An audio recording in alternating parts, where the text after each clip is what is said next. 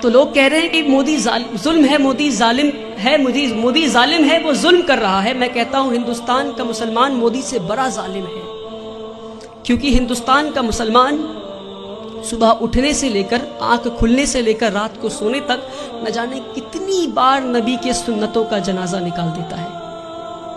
ہمارے نبی اپنے صحاباؤں کے ساتھ ایک بار گزر رہے تھے راستے سے، راستے میں انہیں ایک پتھر دکھا، نبی وہ پتھر کو پکڑتے ہیں اور راستے کے کنارے میں پھینک دیتے ہیں اور کہتے ہیں اپنے صحاباؤں سے کہ اگر تمہیں راستے میں کوئی رکاوٹ دکھے تو تم اسے ہٹا دو تاکہ تمہارے بعد جو آئے اسے پریشانی نہ ہو۔ تو صحاباؤں نے اس بات پہ اتنا عمل کیا کہ کئی سالوں کے بعد ایک یہودی کا گروپ اس راستے سے گزر رہا تھا، اسی راستے سے، اور راستے میں ایک پتھر گرا ہوا دیکھتا ہے تو پتھر کو دیکھ کر بولتا ہے کہ شاید اس راستے سے مسلمان نہیں گزرا۔ میرے بھائیوں، وہ تھا ان کا ایمان۔ اور ہم آج کہیں بھی بم پھٹتا ہے تو بولتے ہیں شاید مسلمانی ہوگا، کہیں بھی گولیاں چلتی ہے تو کہتا ہے مسلمانی ہوگا۔ یہ نہیں کہہ رہا ہوں کہ مسلمان ہوگا، اپنے اندر جھانک کر دیکھیں کہیں اللہ کا عذاب تو نہیں آیا ہم پہ، کہیں اللہ تو ناراض نہیں ہم سے۔ میں بھٹکل کے لوگوں سے نہیں بول رہا، پر بھٹکل کے لوگوں کے ذریعے میں ہندوستان تک یہ بات پہنچانا چاہ رہا ہوں، ہندوستان کے مسلمانوں تک یہ بات پہنچانا چاہ رہا ہوں۔ ایک بار ہمارے نبی صلی اللہ علیہ وسلم راستے سے گزر رہے تھے، ایک بوڑھی عورت کو دیکھتے ہیں، وہ اپنے سامان کو لے کر کھڑی تھی، تو مزدور کا انتظار کر رہی تھی وہ۔ تو نبی کریم جاتے ہیں، کہتے ہیں یار اے میری ماں، میں تمہارا مزدور بن جاؤں کیا؟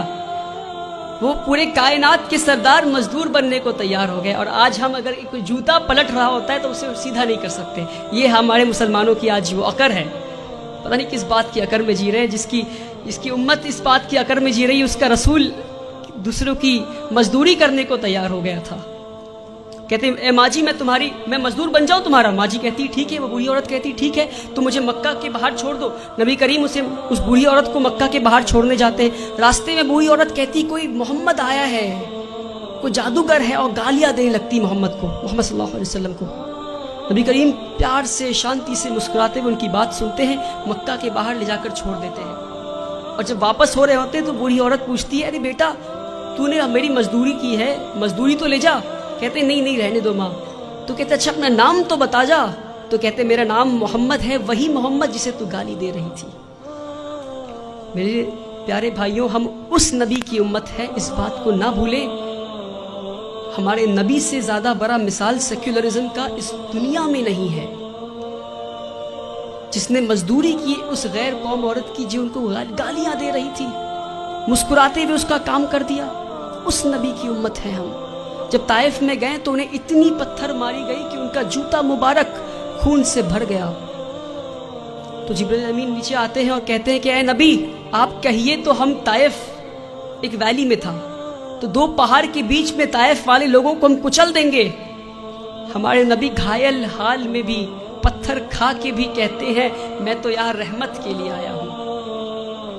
میرے بھائیوں، ہم اس نبی کی امت ہے، اس بات کو ہم نہ بھولیں۔ جس دن مسلمان اپنے نبی کی سنتوں کا جنازہ نکالنا بند کر دے گا، اس دن ہماری تقدیر بدل جائے گی انشاءاللہ۔ اللہ تعالی ہندوستان اور اہل ہندوستان کے دلوں میں اسلام کے لیے عزت اور مسلمانوں کے لیے پیار بخشے۔ اللہ تعالی اس دیش میں امن اور شانتی قائم کرے۔ وآخر الدعوانا والحمدللہ۔